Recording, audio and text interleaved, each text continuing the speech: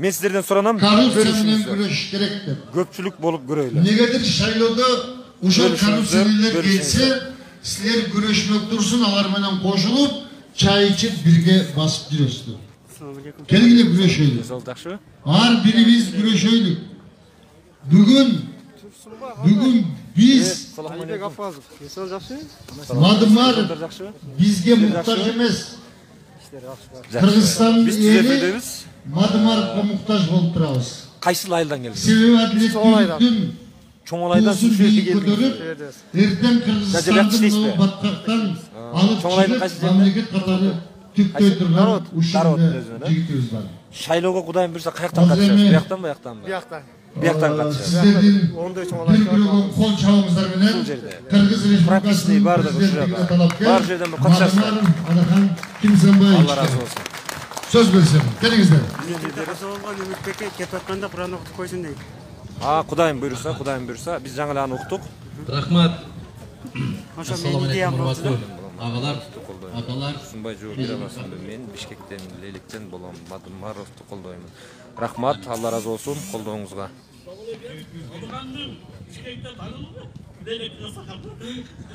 Leylekli aksakallarda var bu жерден tanısa olur. Rahmat. Amin. Rahmat. Bunday kılaylı var. Bir tarafta ötmeyle var. Şunday жазылып отырганыбыз жакшы бар.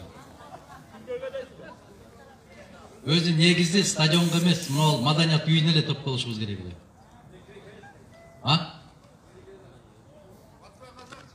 Батпай калса мына кулумду эле батпай калгандар туруп турушту баардыгы. Ошондой. Мейли. Assalamu alaykum, hurmatly ağalar, apalar. Hoş geldinizler. Bugün tuz nasip buyurup uşul prezidentlik şaylığının joluguşularının gündörü bizden deylikte Moskvaga barıp kelgen, hazır vaqt az. Gelgeningizlerge çok rahmat. Bizden programmalardı, andan sırtkары oy fikirlerdi, Жалал-Абад обласы, Талас, Чүй, дагы башка областтар бар. Ошолорду кыдырып, бүтүшөк дагы убакыт өтүп кетет. Rahmat. Allah razı olsun. Söyle olayın ama. Rahmat. Kuday kalmasın. Rahmat. Barın görüp oturasızlar, barın bilesizler. Programma sizlerge tanış. Mümkün bolsa суроо жооптон баштасак кандай болот? Сиздердин сурооңуздарга жооп берип кете берсек, ошонун ичинде биздин программаларда эмне бар экенин билесиздер. Программабыздын кандай экенин мага караганда сиздер жаттап алдыңыздар. Себеп телефондон көрүп атасыздарбы биздин болгон жерлердеги жолугушууларды? Көрдүңүздөрбү? Ошонун улам суроолор болсо бере бериңиздер. Vakit ayabay tar, barçı jерлер ayabay көп, кезексиз шайлоо болуп, вакыт ушунчалык кыска мөөнөттө өтөт. Назик айым элдин баары эми келип атат. Кээде айтып калышат. Мына азыр саат 2-де деп айттык. Балдар айтып атат, элдер эми келип баштапты, бир аз токтоп туруп барбайлыбы дейт. Жок, биз айткан убадага бек турушубуз керек дагы, 2-де ошол жерге келишибиз керек. 2-ге 2 минут қалғанда келдік, тоқтадық. Аллахқа чексіз шүгірлер болған болсын. Ошол убадада дайым бекем тұрғанды бізге насip еткен болсын. Кечіккендер түшінсін. Башқа біреу келет десе, 1 саат кечікпесе да кечікпейт алар. Мадумаров саат 2-де десе, 2:30-да келсең кечігіп қалғанын білсін алар. Біз уағында өткөрүп кете беребиз. Biz кайрадан 4 киши болсо да 5 киши болсо да сурап аткандар, мына Бакыт экен өзүнүн кызматында. Ошондой кылып тарбиялап атат. Азыр концертти булар дагы өз убагында баштап калышкан. Себеп саат 6-да башталбаса, элдер кыйкырып баштап атат. 6-да деп айтпадыңар беле дегенде. Ушуга көнүшүбүз керек. Барбы суроолор? Бериңиздер суроо болсо. Микрофонду бериңиздер. Кимде суроо болсо, кыска так берсеңиздер, жооп беребиз.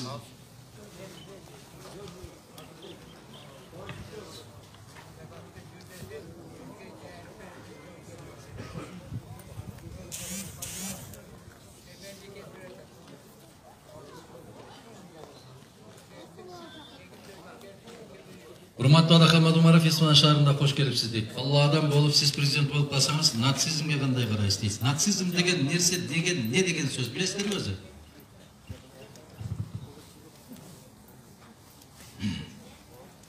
Кудай хоhlasa siz prezident bo'lasiz. Biz ishonamiz, jana Allohdan so'ranamiz deb.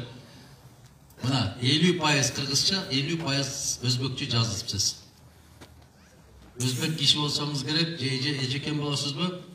Xudoy xolasa degan so'zingizdan bayqalib turadi. Qarangizlar, natsizm deganga qanday qaraysiz deydi. Natsizm degan bu qanday desem, adamga o'ta jomon bir minözleme. Бұл өзінің ұлытынан башқа ұлытты сүйбегендікті айтады. Бұл Гитлердің мезгіліндегі жүргізген саясат болған. Немістер ушундай саясат жүргізген, националистик деген саясатты жүргізген. Бізде мұсылмандарда қандай саясат жүреді? Мұсылмандарда ұлыттарды бөлсең, елді бөлсең, Аллахтың қарына қаласын, қарғышына қаласын дейді. Бізде мұсылмандарда мына ушундай кылып бөлүнбөйт. Партияга бөлүнсө дагы дин, дил бөлүнбөйт. Себеп акыретке барганыңызда сизди сурабайт. Келип баштады. Кыргызсыңбы, тажиксыңбы, өзбөксүңбү, уйгурсуңбу, дунгансыңбы деп сурабайт. Сен мусулмансыңбы, мусулман эмессиңби деп сурайт. Бул бир. Кимдин үммөтүсүң деп сурайт. Болду. Башка паспортуңуздун ал жерде кереги жок. Biz Peygamber sallallahu aleyhi ve sellem'in ümmetiyiz deyimiz. Kitebin emni deyit Kur'an deyimiz. Rabbin kim deyit Allah deyimiz. Boldu. Ama onday olup jarık dünyada, jalgan jaşoodu, ulutqa ajratıp, bayaqындай dinge ajratıp, ушундай kılgandardın bari, Kuday saktasın, Allah'tın qarına kalgan bir, kargışka kalgan adamlar olur. Урматтуу Адахан Исанбаевич, өзүңүз жакшы билесиз, Кыргызстанда криминал чорный дегендер айыл өкмөттөн баштап кадрды ошолор коет. Бүгүн мурдагы криминал чорныйлар баары жакшы угулуп жатабы? Угулган боюнча дагы. Сиз келсеңиз, сиз дагы башкарбайбы? Сиз урматтуу менен Лейлектин патриоты дейт.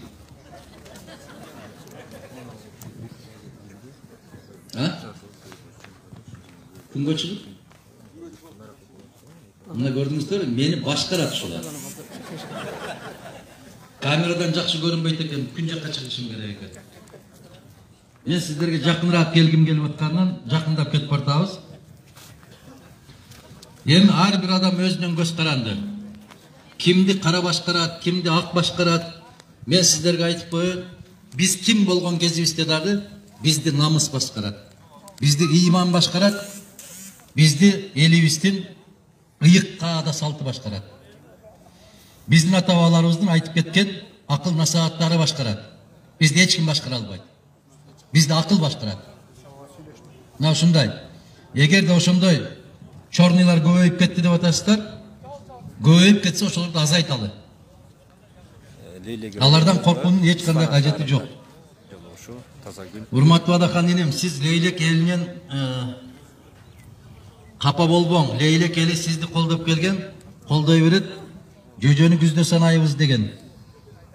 Лейлек эли сиз мекен, мен өзгөрүш айылынан, сиз менен, Лейлек эли сиз менен дейт, мен өзгөрүш айылынан тургуну Мурзаев Абдулатиф дейт.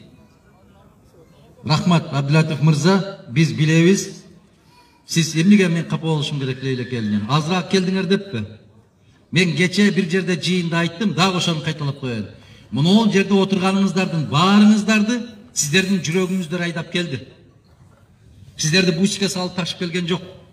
Силерди коркутуп алып келген жок. Суукка карабай ушул жерге келдиңиздер. Бул жерде отурган ар бириңиздер ошол бусик менен ташып уюштурган шайлоочулардын миңинен көбүрөөксүздөр сиздер. Сиздер ошолордон күчтүүрөөксүздөр. Себеп аларды жетелеп келди, сиздерди жүрөгүңүздөр, каалооңуздар бул жака айдап келди. Экөөнүн айырмасы өтө чоң.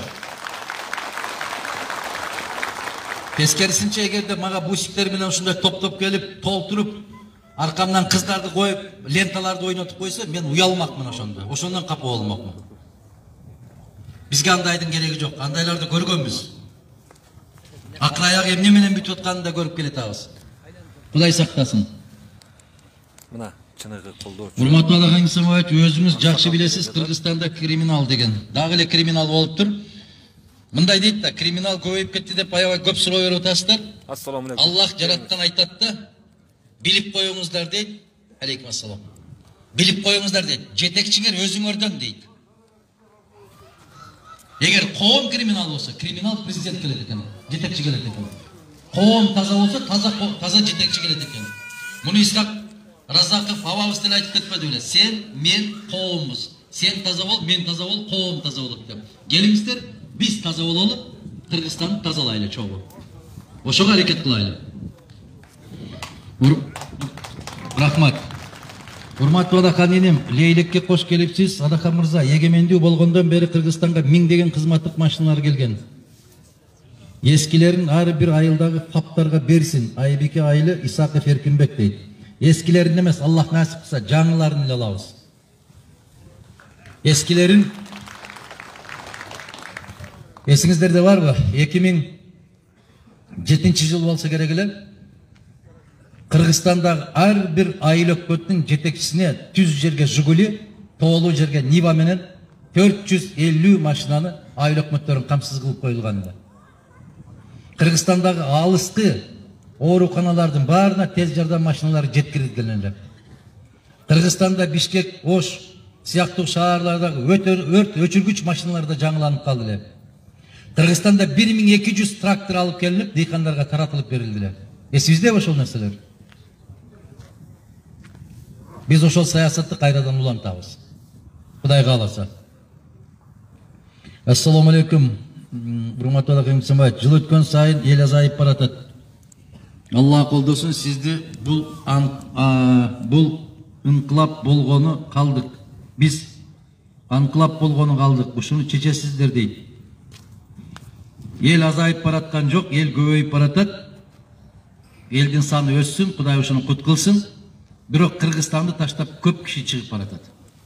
Ой жүгүрткөн, акыл эси ордунда, баягы иним жазгандай патриот инсандар башка жакка чыгып кетип калып атат. Тилекке каршы. Мына былтыркы эсеп кысап менин колумда бар. Кыргызстандан 220 000 Кыргызстандын жараны сыртка чыгып кетиптир.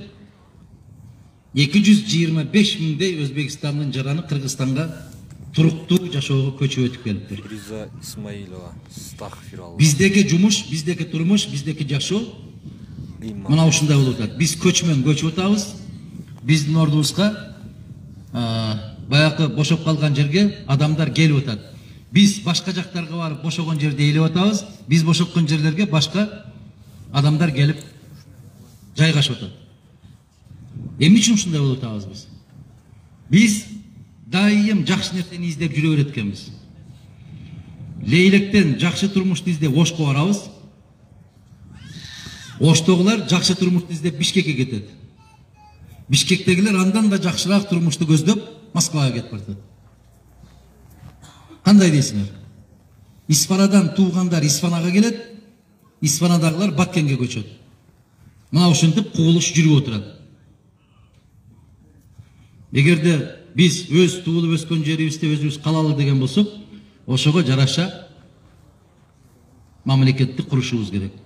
Ал мамлекет ушундай шайлоолордо курулат. Шайлоолордо биз кандай кылып шайлап атабыз? Бизге тийип кетпесин баарыбызга.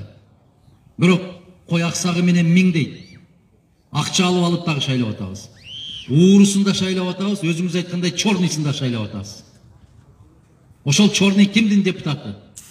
Каяктан чыкты? Ким добуш берди? Биз добуш бердик.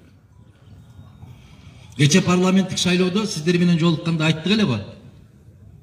Баары биримдик мекеним Кыргызстан деп сиздерди коркутуп атат, бизди коркутуп атат деп айттыңар эле го, туурабы?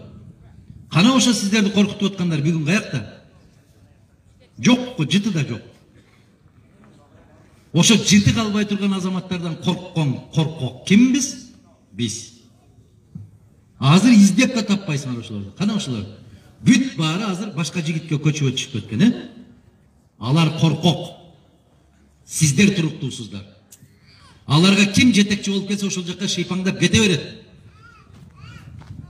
Мына жолдон келатканда көрүп атасыздар го, бир авам ат минип алыптыр, ит аркасынан ээрчип келатат. Ага каршы карай бул жакка кетип бараткан атты ошол ит эч качан ээрчип кетпейт. Ошол ээси менен кетип баратат. А кече биримдик деп, мекеним Кыргызстан деп кыйкырып жүргөндөргө баары бир алдында ат болсо болду, тилин салаңдатып чуркаган бойдон кете берет. Ошол итчелик абири жок аларда. Бир куйрукту көрүш керек да, үстүндө карап койбойт, кожоюн ким отурат деп. Куйрукту көрдү, шыйпаңдап кетти аркасынан. Ошолорго салыштырганда сиздер туруктуусуздар, сиздер баатырсыздар, сиздер улуусуздар. Эч качан аларга ориентир жасабаңыздар. Жардан ары карай кулап кеткен болсо дагы ит кете берет куйрук дерчи. Ошого көнгөн кичинесинен. А биз карайбыз, ээси барбы аттын үстүндө бирөө жарым деп. Испана шаарына кош келипсиз. Дагы бир каалоо тилектер экен баягындай.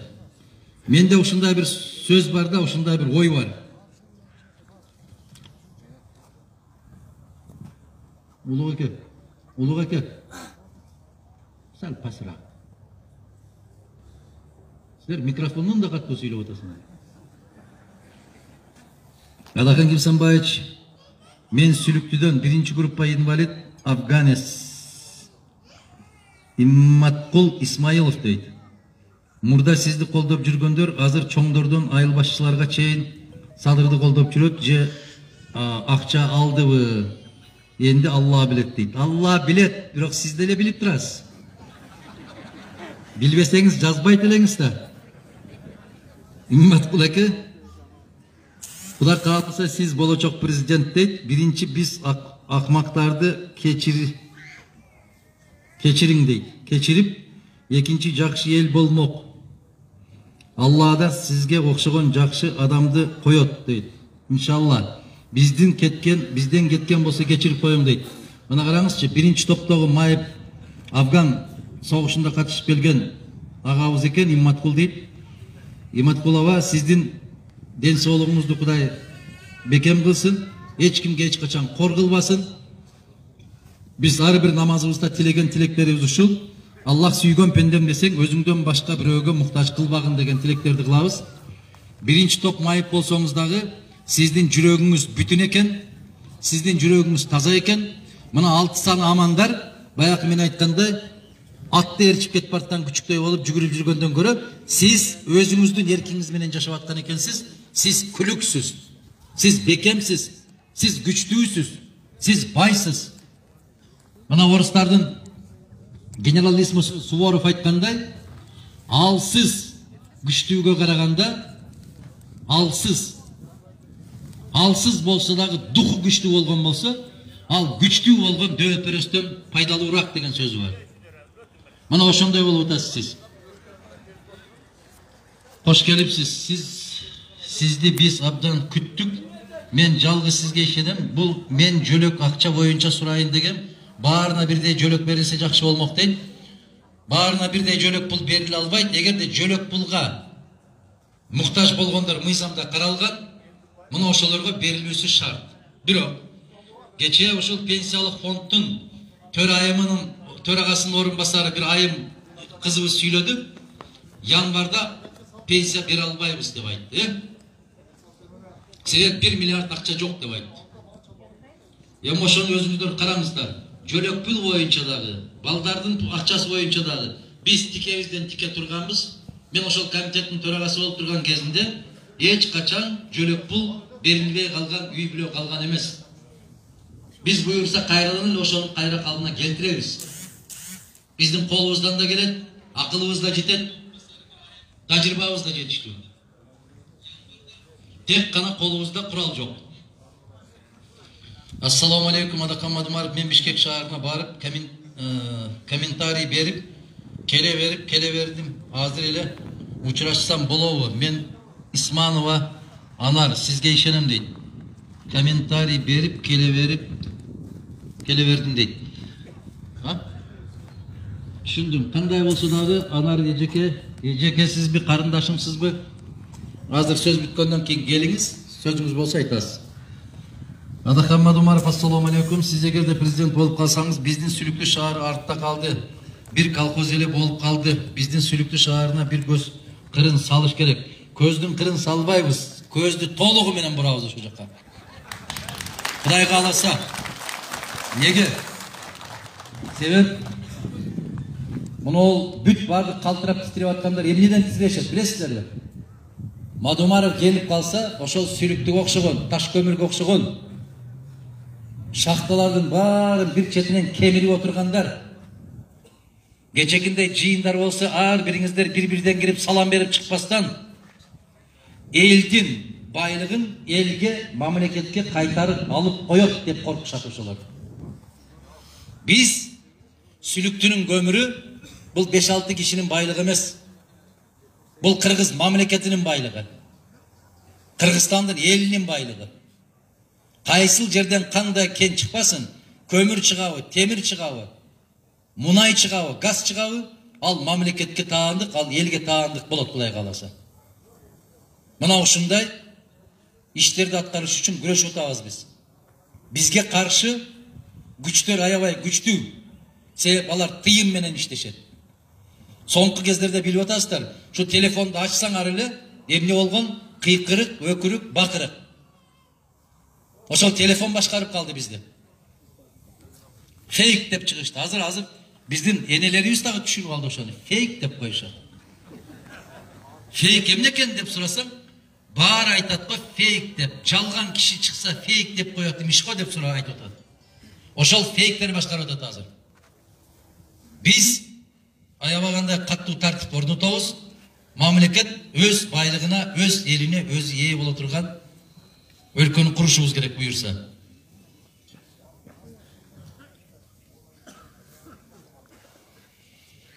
Урматтуу Даган Исмаевич, Садыр Жапаров кустурам деп элдин көпчүлүктүн өзүнө буруп алды.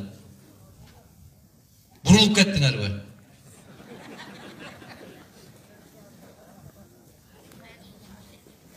Эгер сиз президент болсоңуз, кандай кустурасыз? Элге ушуну айтып, жакшы түшүндүрүп койсоңуз, Кулунду айыл өкмөтүнөн Кошалиев Жаныбек дейт. Азыр ошо Кулунду да сүйлөп келатам мен. Жаныбек мырза, ушул бир нерсе айтса эле ошол жака ооп бурулганды токтотушубуз керек да. Ошону акылды иштетишибиз керек. Жакшы сөз айтып коюп, жакшы сөз айткандардын баарына бурулуп жүрүп отурганыбыз ушул. Акылыбыз менен иштетишибиз керек. Мен кошо чыккан талапкерлердин бирөөсүнө жаман сөз айткым келбейт. Бирок бир сөздү адилеттүүлүк үчүн айтып коюшум керек. Мына жол катар ошол кустура турган азаматтын гана сүрөтү илинип турат. 18 талапкерибиз го биз. Эмнеге 17 талапкер илбейт дагы, ошо киши илип атат? Неге? Неге ошондой болуп атат?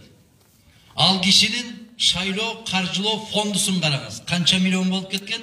Биздикин караңыз. Мен акыр өмүр бою эркиндикте жүрүп, ошол акчанын 100дөн бирин дагы топтой алып атырмын го. Каяктан топтойт? Ошол кустура тургандардан топтолот. Куса тургандар топтойт.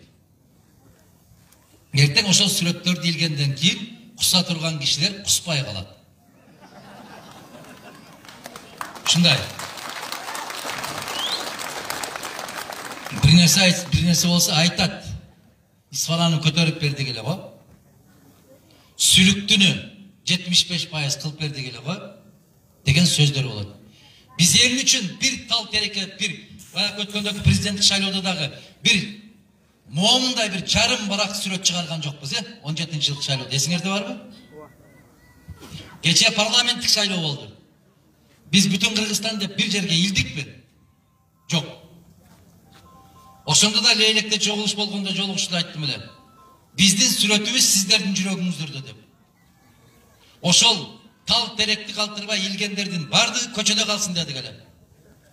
5 октябрда көчөдө калышты го. Азыркы илгендер эмне болот эми? Кеп ал сүрөттөрдө эмес, туугандар. Биз президентти тандап атабыз. Биз сулуулардын конкурсун өткөрүп аткан жокпуз. Biz сүрөт тандап аткан жокпуз, биз инсан тандап атабыз. Мына могу жерге дагы сүрөттү чыгарып тур, билбейм, ушу ар бири же барган жердин баарын эле бир эле жерден чыгарып тур да, сакалымды ушундай өстүрүп йөрүп тур да. Ушуга нааразы болуп атам мен. Мен мындай сакал албай жүрчү эмес элем да ушундай. Мына ушундай сүрөттөрдү ийилбеңиздер деп жүрөм мен. Жок, андай болбойт.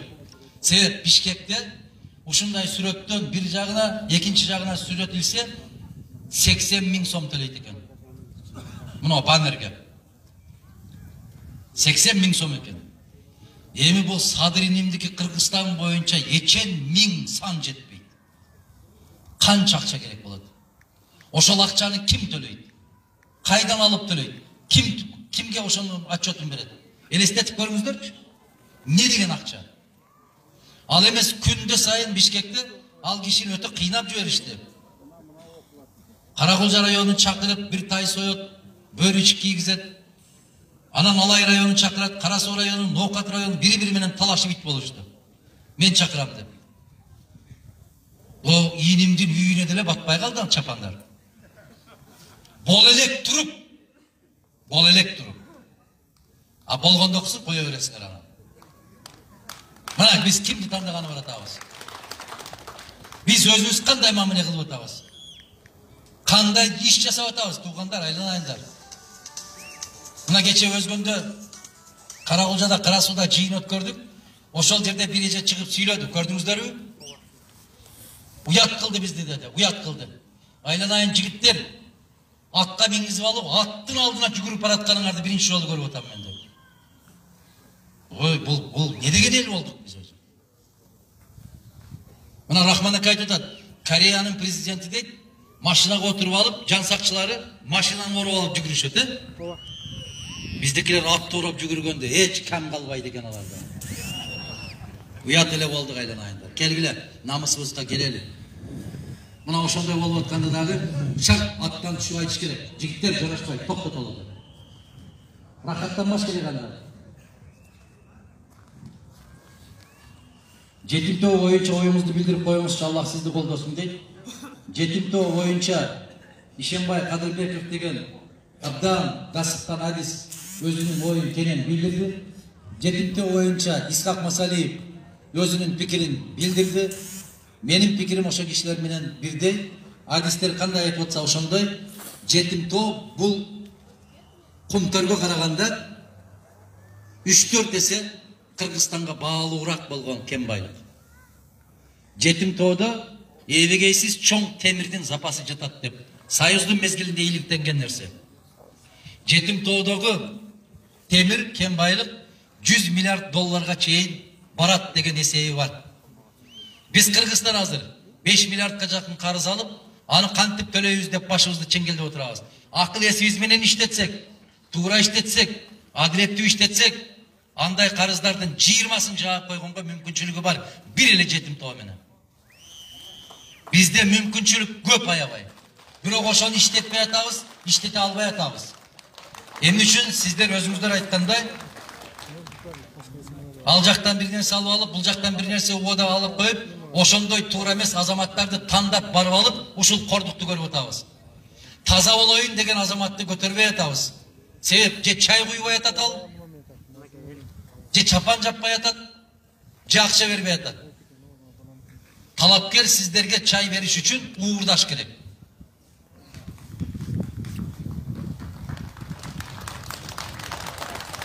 Адахан Малумаров, бизде Лейлек районунда 3 чоң дайра бар. Ушул дайралардын аз эле пайызын пайдаланат.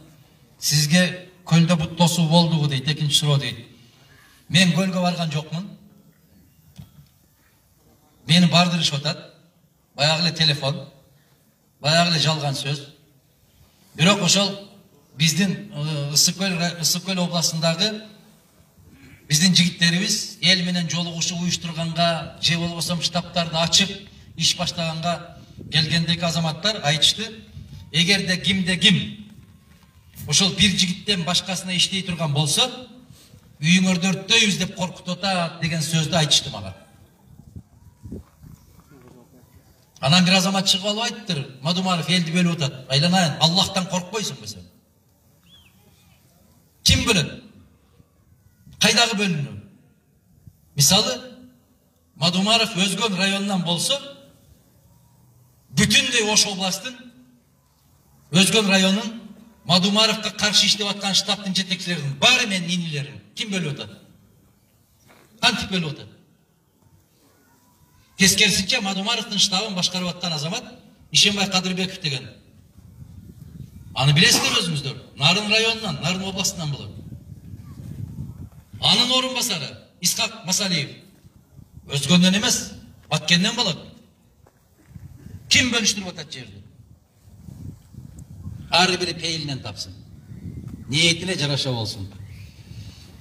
Биз эч качан элди бөлгөн эмеспиз. Biz Kırgızistan'da daim kayrılganda ben aytам, kasiyetli Kırgızistan'ın eli dep kayrılam. Bizdin өлkөдө 80'den aşık ulutlar yaşayt. Ar biri Kırgız jaranı. Ar birinin çöntөгүндө Kırgız pasportu var. Biz ayttık ötkөндө, daha bir jolu kaytılayım. Ulut bölgöndө Allah jakşı görбөйт. Allah'tan korkkan insan hiç kaçan uluttu, жерди, eldi, suunu bölбөйт. Mına ушундай. Шайлоо акчага байланган, ошону карапайым билимдүү жигиттер барышына жол ачып бериш керек дейт. Жолду ким ачат? Могу жерде отурган бул ошол калың эл сиздер ачасыздар. Кантип ачасыздар? Акчасына эмес, акылына карап добуш берсеңиздер, ошолордун багы ачылат. Бирок биз кантип бербейбиз да. Биз биринчи сурайбыз, эмне берет экен? Канчадан болот экен? Мына жерде жаштар отурушат. Бизге футбол тебе турган жер куруп береби экен? Биз ошондо добуш беребиз. Айланайын, сенин футбол тебе турган талааң аман калып, өлкөң, мамлекетиң жок болуп аткандан кийин сага ошол футбол талаанын кереги барбы? Бүт эле барсаң айтат. Бизге спорт зал куруп бересизби? Жок. Өлкөң жоголуп атат. Элиң, жериң кетип баратат. Сен футбол ойной турган заман эмес азыр. Аксакалдарга келсең айтат. Кайсы уруудансың? Кандай айырмасы бар? Не айырмасы бар уруунун? Кайсы жерденсиң? Кандай айырмасы бар? Акыр биз ойлоп көрбөйлүбү? Ким болсо ошол болсун, мамлекетти көтөрүп, элдин бүтүндөй түйшүктөрүн чечип, Өзбекстанга, Тажикстанга, Казакстанга, Россияга окшогон күчтүү өлкөгө айландырса, ким болсо кандай айырмасы бар садаган? Мага өткөндө бир аксакалдардан бирөөсү айтты эле, өткөн шайлоолордо. Телегейиң теп-тегиз, сүйлөсөң сөзүң бар, айтсаң акылың бар, иштесең тажрыйбаң бар, илим билимиң жетиштүү, бой десе боюң, ой десе оюң бар. Бардык жактан төп келдиң, аттың бир кемчилигиң бар да дейт. Ал кандай кемчилик? Мен ойлодум ал кезде жаш элем. Жашсын, бетке чабасын, курчсун дегенди айтып атат окшойт деп ойлоп турмун. Эми бул мүнөз бара-бара жашарган сайын калып калат десем, жок дейт. Оштук болуп атпайсыңбы дейт. Мына. Эмне айырмасы бар? Айткылачы, айланайындар. Мына биздин Исхак Разаковду, кыргыздын баласын тажиктер өз баласындай кылып чоңойтпады беле? Өз баласындай кылып бакпадыбы? Өз баласынан артык кылып илим билимге үйрөтпөдүбү? Кайсы жерде өткөн балалык кези? Хожентте өткөн. Студенттик мезгили. Ошондой болуп жетилгендиги кайда өттү? Өзбекстанда өттү. 27 жашында Өзбекстан Республикасынын мамлекеттик пландоо кызматынын жетекчиси болбоду беле? 33 жашында, 31 жашында Özbekistan Respublikasının el agartуу ministri bolbodu bile, bilim berүү ministri. 33 yaşında Özbekistan'ın Borborduk Komitetinin katçısı bolbodu bile uşu jigit. 35 yaşında bizge jetekçi olup kelbedi bile. Kanday ayırması var. Anı bürö leylektiksin dep aytpady эле ошо mezgilde. Kajent anı kabul alбай койгон эмес го. Je Taşkent sen Kırgızstan'dan ekensin dep anı işletpей койгон эмес go айланайындар. Bizge ne oldu bugün? Sen bu oblastansın, sen bu rayondonsun, sen Arıktın nar jagынан ekensin, ben Arıktın bir jagынан ekenmin. Ne olduk bizge? Madomarov prezidentlikке baratat. Ушуга окшогон чилик ойлордон тазалаш үчүн өлкөнү. Жетишет. Токтотолу. Мына өзүбүздөн чыксын деген саясат кесепет эмнеге алып келди? Кече Каракулжага барганда айттым мен. Каракулжанын бир да добушу сыртка кетпейт деп атпадыңар беле 40 күн башта. Кана, не болду? Же добушуң жок, же колунуң жок, же бийлигиң жок, не болдуң бүгүн? Ошондуктан касиеттүү элим, пейилибизди түздөйлү, ниетибизди оңдойлу, келечекке түз көз караш менен карайлы, баякындай майда ой жүгүрткөндөрдөн арылалы. Бизде бир гана мекен бар. Бул касиеттүү кыргыз жергеси. Бизде бир эл бар.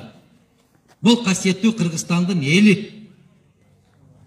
Biz ошондой деп жүрөк соккон, ошондой тилек менен жашаган эр азаматты көтөрмөйүнчө оңолушубуз кыйын.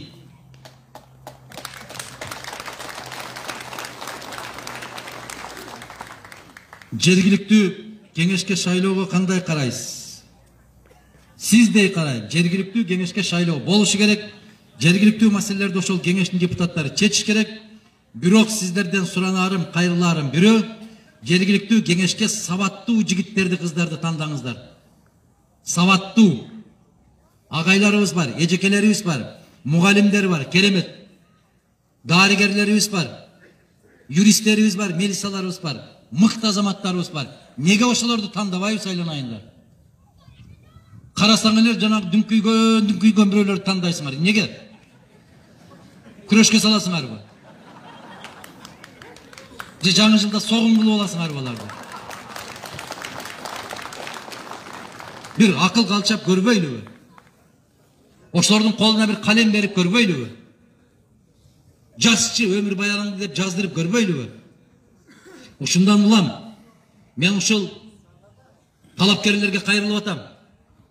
Момундай суукта тизебизди калтыратып, ата-энелерибизди отургузбастан, ыссык үйдө ыссык чайын ичип, пешенеси тердеп отуруп, тандаган шартты түзбөйлүбү? Анын үчүн КТРдан Кудайдын куттуу күнү талапкербиз дегендер чыкпайлыбы? Ошол жерден сүйлөбөйлүбү? Сиздердин сурооңуздарга жоопту ошол жерден бербейлиби? Ошондо силер тандайт элеңер го таразага салып алып. Кимдин акылы кандай экенине акыл жүгүртүп көрөт элеңиздер өзүңүздөр. Эмне тоскоолдук кылат буга? 300 миллион халкы бар Америкада деле телетаймаш болуп атпайбы? Тынымсыз. А бизде 2 күн коюп коюптур. 2 күн жетишет экен. Неге ошондой кылат, билесиздерби? Ал кезде акыл иштейт. Теледен чыгыш үчүн акыл керек, тажрыйба керек. Бир коюлган суроого жоопту бериш керек. Андан чыкпай келип, утуп алуунун жолу бар. Ал кайсы жол? Акча жолу. Мен Колундунун тургундарына, ар жактан келген, арка айылынан келген тургундарга таазим этип баш ийип рахмат айттым. Эмнеге? Кече ушул жакка ташып, бусиктер менен ташыган экен, чыкпай коюшуптур. Бусик менен иштегендерге акча берип, мен ушул элди ташып бер десе дагы ташып бербей коюптур. Демек, биздин келечектен үмүтүбүз аябай чоң экендигинин белгиси ушул. Башта акча берсе кете берет элек. Атаңды түрмөгө жеткирип бер десе дагы акча берсе жеткирип кое берет элек.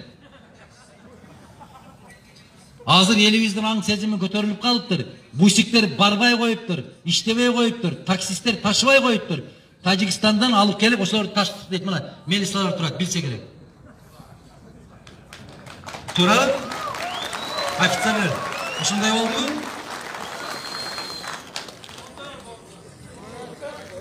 Болду да мына. Бу биздин кыргыз милицияларынын бир керемет жери бар. Мадумаров келгенде аксакалдар ушул жерден жакшы бата берип атса дагы булардын колу чөнтөктөн чыкпайт. Кокустан бирөө жарым көрүп калбасын деп. Анан суроо берсең дагы жанагы доскада турган балдардай болуп эле жерди карап тура берет момундагы. Жигиттер эркин болгула. Жүрөктү эркин таштадылар. Силер каалагандай жашаганды үйрөнгүлөр. Кече эле биримдик келатат десе ушундагы тизилип турат эле. Ал жок кетти, бүттү, тамам. Эми башка жигит келатат десе Булар биздин өлкөнүн сакчылары. Булар дагы биздин өзүбүздүн ер азаматтар. Бир гана нерсе жалтак кылып койдук биз милицияларды. Башта биз кичинекей кезибизде милиция келатат десе титирейт элек. Себеп мамлекеттин өкүлү келатат, мыйзамдын өкүлү келатат деп ушуларды сыйлайт элек. Биз милициянын колуна ким экен ошол дейт. Неге? Себеп мамлекеттин баркы кетти. Мыйзамдын кадыры кетти. Конституция тебеленди. Азыр бардык нерсени акча чечип калды. Ушул бечаралар десем капа болбойса керек, аргасыз. Ушулар ишке кириш үчүн дагы акча берип кирип атат. Ушулар звание алыш үчүн дагы акча берет. Мыйзамдын кызматкерлери өздөрү акча берип жылдыз алышат. Же бирөөнүн өкүлү баласы болуш керек, же бирөөнүн кудасы болуш керек кызматтан көтөрүлүш үчүн. Канчалык акылдуу жигиттер болсо да кызматтан көтөрүлбөйт. Бирөөгө куда болмоюнча. Жигиттер, мени кечирип койгула. Силердин дагы пешенеңерге ошондой кудалардан жазсын. Силер дагы келип алыңыздар. Кудай кааласа биз таза бийликти орноткондон кийин куда судасы жок эле жылдыз аласыңар иншалла. Бар болгула. Урматтуу Аган Кимсанбаевич, биз сизди Кыргызстанда өз позициясында бекем турган туруктуу таза саясатчы катары жакшы билебиз. Сизди өтө урматтап шайлап келебиз. Ал жактагы көрүнүштөрдү жакшы билебиз. Реформа жана мыйзам олигархтарды жогорку кеңешке бардырбаш үчүн кандайдыр бир барьер коюлушу керек дейт. Ал барьер өтө жеңил барьер бар. Ал барьер каерге коюлат, билесиңерби? Мынерге коюлуш керек. Мынер тыйылат, коррупция жоголот. Бул жер тыйылбашы, бул жер тыйылмайынча коррупционер жогорку кеңешке бара берет. Муну жерди тыялат. Анан муну жер менен кеңешели. Муну жер менен кеңештик дегенче бүттү. Анда дагы тамам. Ашказанды тыйып, акылды иштетип, депутатты шайласак, ошондо сиз айткан ойго жетебиз Кудай кааласа. Анын иши аябай оңой. Ага мыйзамдын да өзгөртүштүн кереги жок. Тек гана кызыл кекиртекти тыйып коюшубуз керек.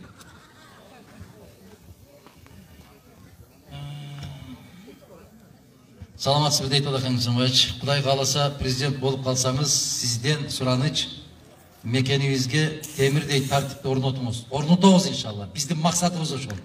Биз ошол жол менен барабыз Кудай кааласа. Азыр ишкерлик бизнести туура багытка салып бериңиз дейт. Кадр саясатын туура нукка буруңуз дейт. Сизден сураныч миграцияда мугалимдердин айлык акысын дагы кичине көбөйтүп бериңиз дейт. Себеби жаңы кирген мугалимге айлыктар аз дейт. Эң туура маселелерди коюп атыпсыз. Биз өкмөт башчысынын орун басары болуп турган кезимде, вице-премьер болгон кезимде мен ушундай бир нерсе киргиздим эле. Жаш мугалимдердин эсинде бар. Жаш мугалимдердин депозити дегенди киргизгенбиз. 1 миллион сом акча каралат. Биз айткан жерге барып иштейсиз. 3 жылда ошол жерден козголбой иштеп берсеңиз, 1 миллион сом сиздики деген депозит ачылган. Ушуну иштетсе болобу? Болот.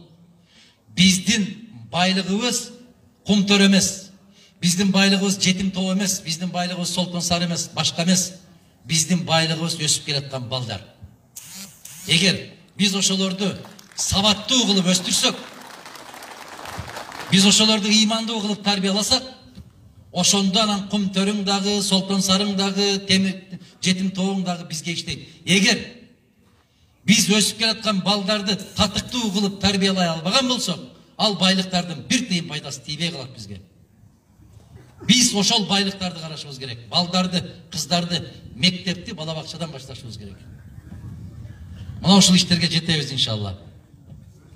Ассаламу алейкум адакан инем. Шайлоо үгүт иштери өтө мыйзамсыз, өтө адилетсиз өтүп жатканына жүрөгүм ооруйт. Бирок Кыргызстанда адилеттүү акыйкат жашоо болот деп ишенем. Алга адакан инем, сизди терең урматтап, сүлүктүүлүктөр дейт. Сүлүктүүлүк мырзалар, айымдар, эжелер, мен дагы ошол сиздерге ишенген үчүн ушул күрөшкө аттанып атам. Мен деле ун чыкпай азыр үйдө жата берсем болот. Мени деле достор болсобу, же өзүмдүн балдарым дагы айтып атат. Дайым кайсы бийлик келсе ошону менен урушуп жүрүп, бизди дагы ишке алдырбайсың, өзүң дагы иштебейсиң, токтотпойлу ата дегендер болуп атат. Мен айтып атам, балдарым, айланайындарым, менин көзүм жылтырап турганда билбесеңер дагы, мен кеткенден кийин билесиңер. Мына миллиондорду чапчыган олигархтардын, коррупционерлердин балдарын мен көрүп атам. Тойго барабы, батага барабы, эл мындай бир кыжырдануу менен, жийиркенүү менен мамиле жасашат. Кудай буйруп өмүрүңөр узун болсун, бир күндөр келет. Кимдин баласысың деп сурап калганда, баланчынын баласымын деп айтсаңар, айланайын кел өттөргө. Атаң жакшы киши эле деген сөздү укканыңарда, аламдын алтынына алмашкыс сезимдериңер пайда болуп калар деген үмүт менен жүрөм. Биз ушул жолду тандап алганбыз, мындан кылдай кыйшайбайбыз, Кудай кааласа. Себеби бул жашоодогу максат ошол. Биз акыреттеги сотко даярданып атабыз. Ошол жерге барганда жүзүбүз жарык болсун деп баратабыз. Ушул жолубуздан жараткан бизди эч качан адаштырбасын. Адака мырза, Лейлек жергесине кош келипсиз, кушбактысың. Азыркы адым ресурста кандай чара колдонсо болот? Баягы эле мен айткан чара. Бууп коюш керек. Мына кече шайлоодо айтып аттыңыздар го. Биздин паспорттарды алып кетип атат дегенде мен элер сиздерге айттым го. Паспортты үйүңүзгө кирип, сандыгыңызды ачып, ошонун ичинен алып чыгып кетип бартабы? Же калашты илип алып, жүгүрүп келип өзүңүз алып чыгып берип атасызбы? Кандай дейсиз? Өзүңүз алып чыгып берип атасызбы? Эгер паспортуңузду бергиңиз келбесе, күйөөңүз сураса да бербейсиз го. Кантип ошолор алып чык десе эле жүгүрүп алып чыгып атасыңар? Муну да муну жүгүртөт. Ар бир 18 жашка толгон жаранга жер берилишин карап берсеңиз дейт. Мыйзамда бардык нерсе каралган, мыйзамдын аткарылышын каттуу көзөмөлгө алабыз буюрса. Сиздин ишиңизге ийгилик, сизди колдоп келгенбиз, колдой беребиз. Рахмат. Колдогонбуз, колдойбуз, колдой беребиз деген сайын кээ бир жерлерде ысытма көтөрүлүп кетип бартат. Эмне кылыш керек буларды деп сурап атат. Булардын сыры эмне деп сурайт. Бул же тыйым бербесе, же чай берсе, кантип ушинтип анан мени мындай кылып жазышат. Бул дейт сыйкырчы дейт. Ушундай деп жазышат. Ошондо мен сүйүнөм, билесиздерби эмнеге? Себеп пайгамбарыбыз саллаллаху алейхи ва салламды дагы сыйкырчы дешкен. Мына. Бул дейт сөзгө чечен дейт. Элди буруп алат дейт. А мен сыймыктанам. Неге? Исхак Раззаковдай чечен эч ким болгон эмес. Эч ким ошо кишидей сүйлөп, ошо кишидей ишендире алган эмес. Керек болсо ал киши сүйлөгөндө Москвадагы съездер двореци титиреп турган экен. Бериңиз. Биз ал кишиге жеткенге дагы канча бар. Өмүр берсе жетербиз, Кудай кааласа. Мыйзам эле дей бербей, бир-эки жолу мыйзамсыз ишке дагы барып көрбөйсүзбү дейт. Азыр мыйзамсыз эле конституцияны өзгөртүп салбадыбы дейт. Аллах кечиримдүү, мүмкүн кечирер дейт. Сизди баштан аягына чейин колдоочуңуз Рустам дейт. Рустам мырза, жалаң эле мыйзам дегеним үчүн сиз баштан аягына чейин колдоп келатсаңыз керек. Кийинчен эле бир жерден кыйшайып кетсем, бүгүн колдобой турган болот эмес. Жеткирүүгө аракет кылайын. Вактылуу колдоого ээ болот алар, вактылуу. Анан анча-мынча алдап салдап кирип албайсызбы барган жерге, анан кийин көрсөтпөйсүзбү дейт. Жок, анда лавиз деген болот. Оозумдан чыктыбы? Сен кулсуң ошол сөзгө. Оозумдан чыккан сөз убада болот. Убада инсанга берилген аманат болот. Аманатты аткарбай коюш, аманатка кыянаттык болот. Аманатка кыянаттык кылыш жараткандын кечиришиге өтө оор болгон 4 кылмыштын бири болот. Мен андай кылмышка түртпөңүз. Жакшысы жетпесек жетпей эле калалы, бирок абирибиз иманыбыз таза бойдон калганы жакшы. Рахмат. Ассаламу алейкум аракаңызга. Мен мамлекеттик кызматта иштеймин. Бизди кечээ чоңдор сизди чогулушка барбагыла, сиздин чогулушка барбагыла деп айтты. Туугандарың да барбасын деп айтты. Коркутуп жатат. Бирок мен коркпой келдим дейт.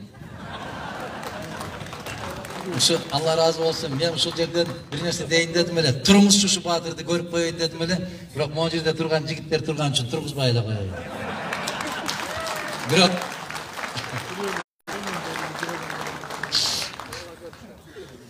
бардык ичибиздеги, сыртыбыздагы, жүрөгүбүздөгү ар бирибиздин ниетибизди, пейилибизди жараткан билет.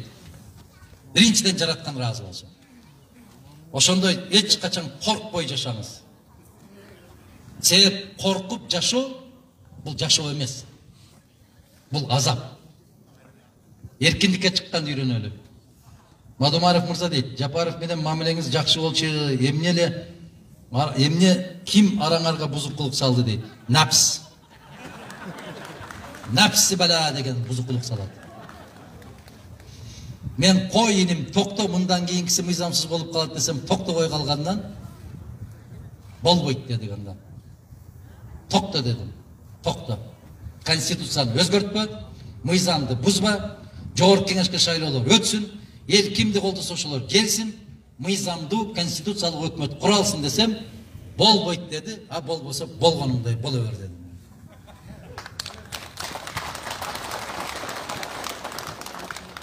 Каркыра менен көк ташты саткан деп сизди шыбап атат. Саткындар сиздин колдоочуңуз дейт. Саткындар деп өзүңүз жакшап коюпсуз. Алар шыбай берсин, алар шыбаган сайын биздин күнөөлөрүбүз жуула берет иншалла. Алар ошого жаралган. Биздин туура эмес жасап койгон иштерибизге күнөө болуп жазылган болсо, ошолорду жууш үчүн жараткан аларды жаратып койгон. Аларга көзүбүз күйбөсүн, тескерисинче өмүрлөрү узун болсун дейбиз. Алар канчалык жала жапса, биздин күнөөлөр ошончолук жуулат. Алардын анча-мынча сооп иштери болгон болсо, бизге өткөрүп берет. Бул жакшы нерсе да. Кандай дейсиздер? Биздин дагы бир жолу айтам, жараткандын алдында жүзүбүз жарык, тарыхтын алдында жарык. Кудай кааласа, мен бардык жерде айтып элатам, телевизордон көрүп, телевизорду тоба кылдым. Телефондон көрүп атасыздар. Телевизордон көрсөткөндө андан Кыргызстан оңолуп кетпейби? Телефондон көрүп атасыздар. Мен айтып атам, Россиядагы окумуштуулар, Россиядагы саясатчылар баа берип атат. Мадумаров кыргыз-казак чегарасын бир ок атпай, Армения менен Азербайжандай кылып талаштырбай, Кыргызстандын экиси чоң пайдасына чечип койду. Мындай саясатчылар жок калды деп айтып атат. Уктуңарбы? Уктуңуздарбы ошону? Аны Ломоносов университетинин профессору айтыптыр. Эми ишенсеңер керек. Ал орусча айтты да. Лейлек жергесине кош келипсиз. Баткендеги жол боюнча кенен маалымат берип кетсеңиз, сиз кол коюп берген деп айтат. Ошол кол коюп берген жерден өтүп атасыңарбы? Көк таштан өтүп атасыңарбы? Эч ким токтотпой атабы? Анан эмнеге наразы болуп атасыңар? Же силерди тосуш керек бирөө жерде. Деп атат, ко деп эле айта беребиз бәріміз. Десе дегендир. Ал жол биздики. Ал көпүрө да биздики. Мына ошону улуумун билет, жаштар билбей калды. Эки жакка эки чатырды коюп алып, автомат менен Тажикстандын чегарачылары турчу эле ошол жерде. Туурабы? Өтүп баратканыңыздарда күрүч алып өтөсүзбү, чай алып өтөсүзбү, май алып өтөсүзбү? Биздин кыз келиндерибизди чечиндирип алып текшертет эле. Же унуттук ошол күндөрдү. Эсибиздеби? Эсибизде. Мен Коопсуздук кеңешинин катчысы катарында ошол жерден өтүп келатып, жүрөгүм дүрттеген. Неге? Узун автоматтарды илип алып, ошол жерде солдаттар турчу эле. Көкташтын жана суунун аркы бетинде да, берки бетинде да. Туурабы балдар? Турчу эле? Азыр кайда? Азыр жок. Эмне үчүн жок? Мадумаровдун чечими менен жок ошолор. Тескерисинче башка жактан ушундай сөз чыкса да сиздер чыгып айтып койбойсуздарбы азыр телефондон? Небереңер кош телефонуңду десең кошот. Сүйлөп бербейсиздерби? Айланайын, Мадумаровка бекер жерден жала жаппагыла, биз ошол жерде жашайбыз. Азыр ушул Лейлектен чыгып, Сүлүктүдөн чыгып, Бишкекке чейин бир киши токтотпой турган жол болуп калды. Рахмат, атасына рахмат деп койбойсуздарбы адилеттик үчүн? Анан тескерисинче келип деп атат го деп атса сиз жашап атпайсызбы ошол жерде? Тоба кылдым. Өзүңөр жашап атасыңар, өзүңөр суроо бересиңер кайра. Алахан Кимсанбаевич, президент болуп калсаңыз билим берүү тармагына кандай карайсыз? Жана жооп бердим. Октябрдагы болгон баш аламандыкта ИИМ же УКМК кызматкерлери кызматтык ордун таштап кеткендиги үчүн кызматтык жоопкерчиликке тартылышы керекпи дейт. Офицерлер кандай дейсиңер? Генералыңар качып кетти. Кашкар. Эркектикпи ушул? Ошонун буйругун аткарып жүргөнбүз да биз офицерлер, туурабы? Илгери өз аскерин таштап кеткен, өз кемесин таштап кеткен капитандарды тирүү калтырчу эмес. Саткын дейчү. Ана офицерлер турат. Кашкардын буйругун аткарып аткан ушулар. Жок азыр. Намыс керек. КМБнын кызматкерлери турса керек, арабыздан анча-мынча кийинип алып отуруп. Мен ушу Исфанага келгенден баштап аркамдан түшөт, айланайын Коросонго чейин барышат. Эч чарчашпайт. Бензини түгөнүп калганда гана калып калат аркамдан.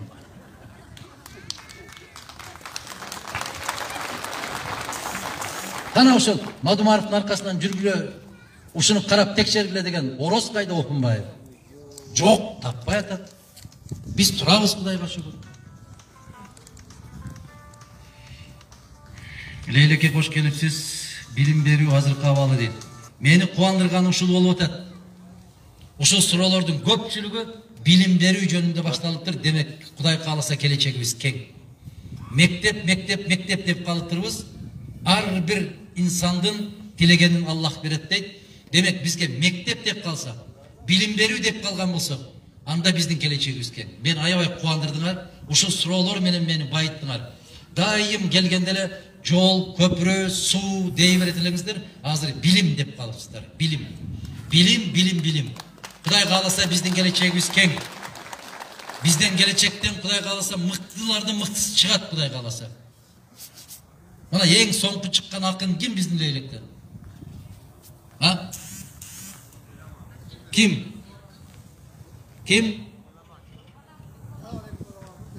Мына унутуп да калды. Ким мыкты чыккан Кыргызстанга атактуу болгон акын ким? Курбаналы Сабыров, Азамат Сабыров деди, аты Курбаналы ошо кишинин. Ошонун бери бир мыкты акын чыктыбы? Жок. Эмнеге чыкпай атат? Мектеп начар болуп атат. Жапаров ресурсту колдонуп өтүп кеткидей эле болуп калды. Сиз ишенесизби жеңишке дейт? Иншалла жеңиш биз тарапта болот. Буйрса болот биз тарапта. Республиканын башка райондору Лейлектей сизди колдоор бекен дейт.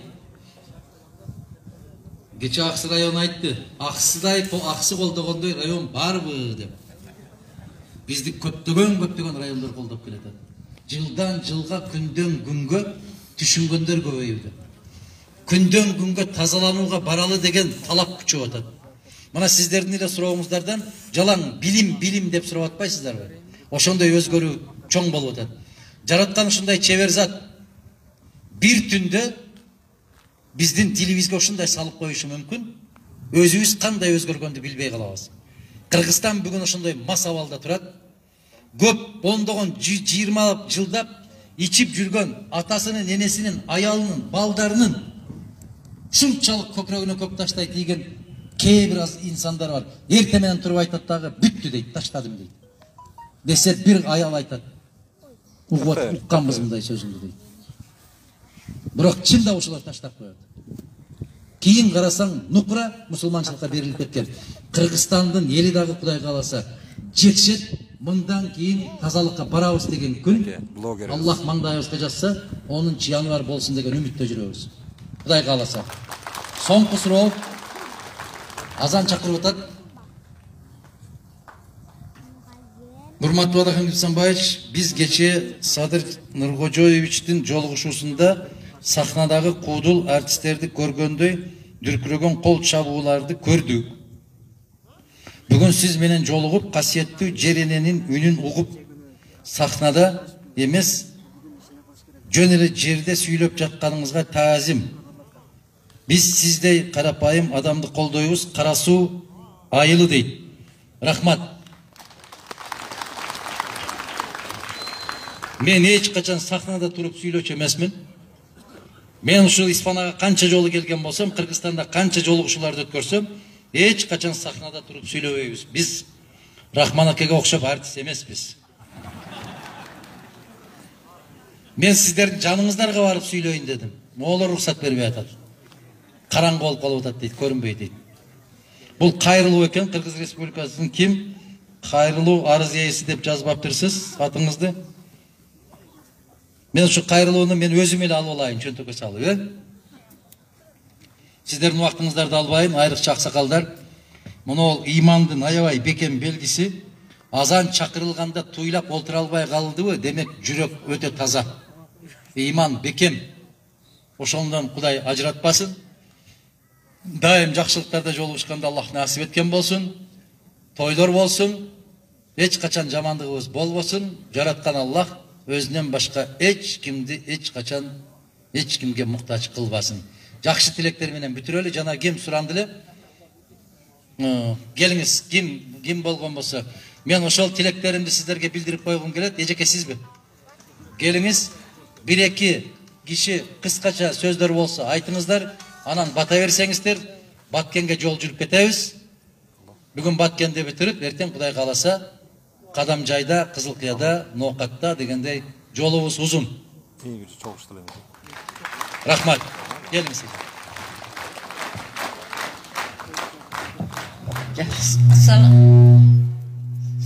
Бер келербиз. Урматтуу Адахан Мадымарович, келишиңиз менен өткөндө мен бардым эле. Барып анан сизге учура албай, сизге ооруп атат элем, күтүп турду, күтүрөлбөсөң кайтып келдим. Кайрылуу жасап коюп кайтып келдим. Биз мына нече жылдан бери сизди шайлайбыз. Дагы эле шайлай беребиз. Неге дегенде, сиздей акыкат, сиздей жүрөгү таза, Исхак Разаковтай болгон жигит 1000ден бир болсо, бирөө сиз. Ошон үчүн өмүрүңүз узун болсун. Келсеңиз кош келипсиз. Сизди биз президенттикке татыктуу дейбиз. Татыктуусуз. Бизге башка президенттин кереги жок. Бизге Адахан Мадымаров президент. Бизге ушу президент жетет.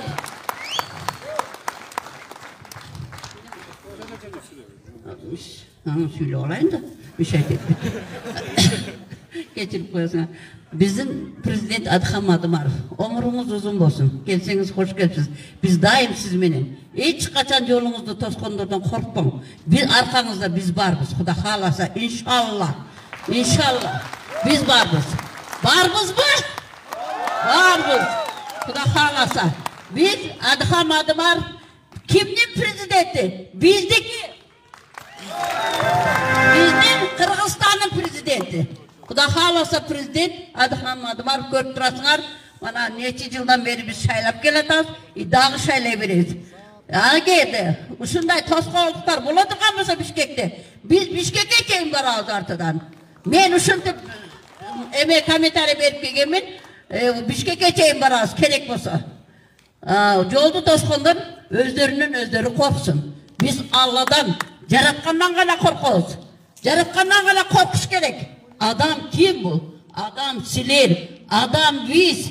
Biz de Allah yaratkan. Biz niçin korkuşumuz gereken? Biz hiç kimden korkmayız. Biz Türkiye Allah'dan korkuyoruz. Sizge akjol, omurunuz uzun olsun, degeniniz yüzün olsun. Allah'dan ne dileseniz şunu versin. Biz sizi tahtagana, prezidentlik kesmodagana görüp kalayak. Hoş geldiniz keseniz.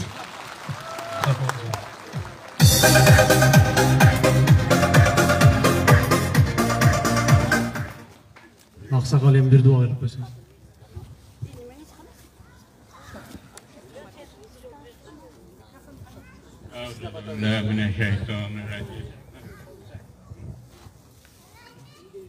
Euzu billahi mineşşeytanirracim. Bismillahirrahmanirrahim. Bismillah. İmamat ve selamat, ahiret ve haydi, tani şahat etsin, kadircam etsin, vakkarasın, kıdır dağıtsın, ortaları dolsun, yolları olsun. Allah Teala Adakamedir merhum. Ömrünü uzak kılsın, işlerine ilgili kasper ve bereket kılsın. Götkanda yolu olsun, koca kız yolu olsun, safarlar beketer, işlerine ilgili ilgilikler olsun. Allah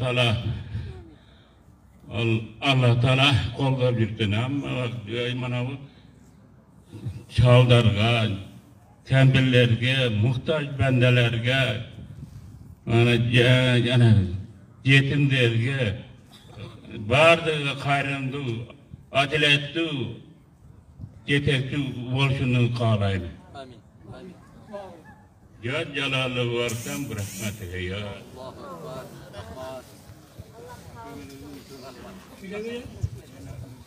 Esselamu aleyküm. Allah'ın selamına ümmet-i cemaat.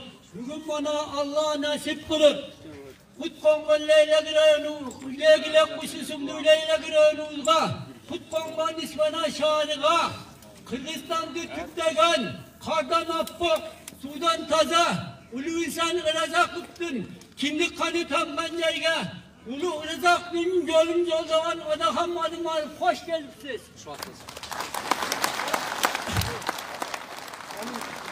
Allah Teala Ulan o da hamurda baskan yolunuz bak olsun. Oturgan yeriniz ağırdın 7. kavattaki tak olsun. Ulan ömrünüz, içken ömrünüz uzun olsun. İçken suğunuz, Aladoğu'nun akkan suğu olsun.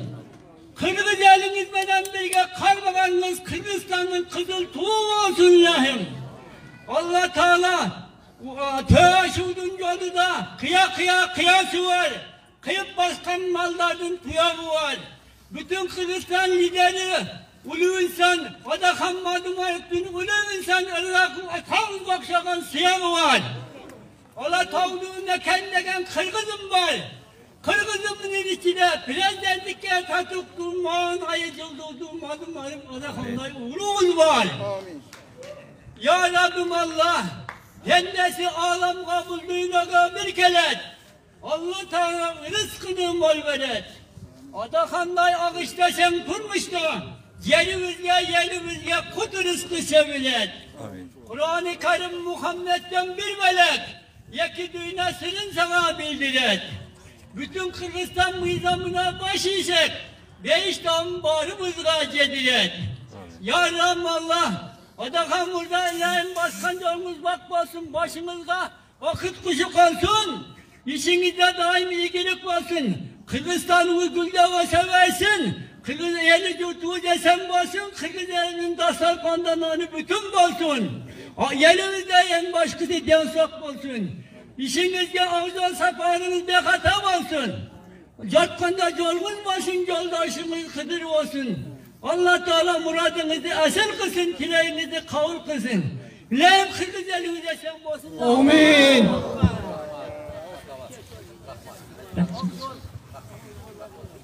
Rahmet olsun.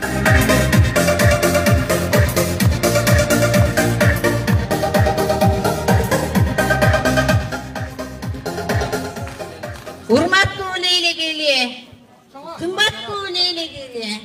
Нар жағы бауылдан, бер жағы өзгөріштен. Сүліктіден бері чоңылып келген қадамыңыздарға разы болыңыздар. Кетілген алтындай уақытыңыздарға разы болыңыздар.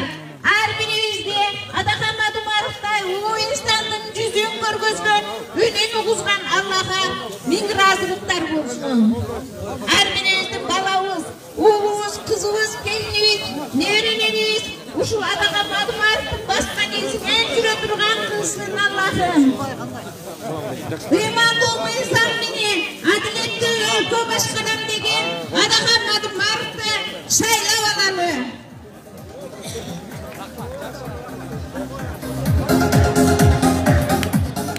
Адахан Мадумаров номер 8-ге добуш беребиз.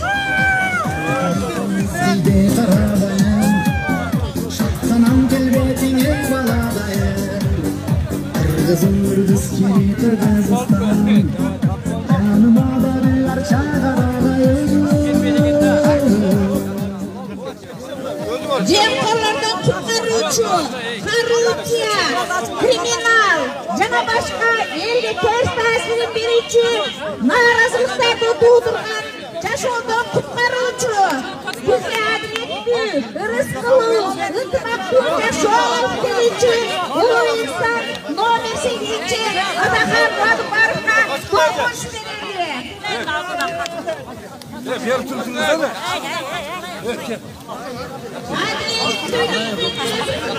Исхак жолу менен бараткан ошонун тarbiyasында өскөн инсан Адахан Мадумаров номер 8-ге добуш берели. Фейсбукта досум Равшан Мамалов. Кетирген уақытыңыздарга, келген кадамыңыздарга разы болуңуздар. Сізді танымаймын. Жақсы ба денсаулықтарыңыз, жақсы ба? Жақсы ба денсаулықтарыңыз? Сіз шектес, бияқтасыз ба? Жақсы. Бияқтасыз. Игілік işlerіңізге. Құдайым бұйырса, жақсы күндерде, жақсыларда жолығайлы. Алдықанды лейлектік шайлап алса болмайды. Неге дегенде лейлектік жолын açқан ошо жігіт. Şu Jakörük'ten interviyatları. Jakörük деген жерде тажиктардын посту криминал гайси эмелер посттары туруп жүрөт, таможня посттары. Бизден ал жака өткөндө 1000 сом, оштан кайтып келгенде 3000 алып жүрөт. Ошо жерде Адахан Кимсанбаевич Мадумаров ачкан. Дейлек эли ошону түшүрүш керек. Сатты деген бул пиар. Просто пиар. Ол жерде тажик ошо эки көпүрүктүн эки жагында тажиктердин шалысы болуп эле. Ошо жерде Адахан Кимсанбаевич ачып, мен ошону 2008-ден бери Адахан Кимсанбаевичти колдоганым ошо. Дейлек эли колдойт, ошо кыргыз. Дейлек элди аnkılап кой, эме кылган Адахан Кимсанбаевич. Рахмат, рахмат колдооңуздарга. Кудай кааласа 100% колдооңуздар. Татыктуудан башка жок Кыргызстанда. Рахмат, рахмат барыңыздарга. Ояка пишип койду президентке. Бүтүн Кыргызстан. Рахмат. Балам, ояка пишип койгула, бияк болду, ояка этият койгула. Рахмат.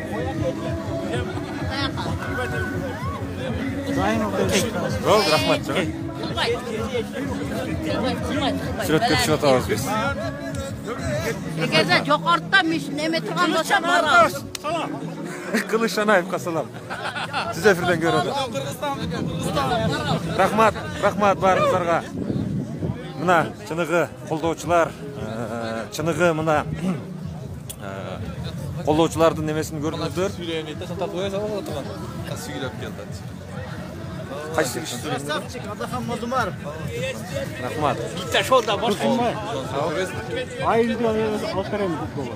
Рахмат, рахмат.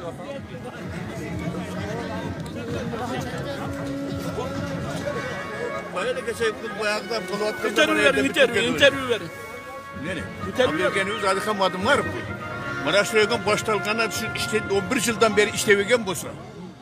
Oşonun beri biz kollap gelecekken adamlar. Her xil adam her kanda şöyle otar. Bu açıp koyup bu ayaklar kollangan adamlar diye bilemiz. Rahmat. Onun için bu ayağı tur süreç gerek. Allah'ın alda sürüp giresin bar bir şehir görersin. Rahmat. Jaraldın mı? Rahmat. Rahmat. Boп тур макул. Рахмат чоң.